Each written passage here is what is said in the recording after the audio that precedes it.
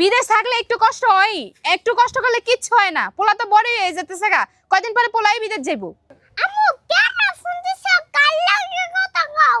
এই তোমার আব্বু ফোন দিছে, কইতাছে হ্যাঁ বলে বিদেশ অনেক কষ্ট।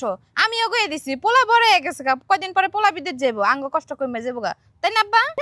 আমি বিদেশ গেলে তুমি সুখ হইব না। হেই বুকা, তুমি বিদেশ গেলে তো আব্বু আম্মুরই সুখ হইব।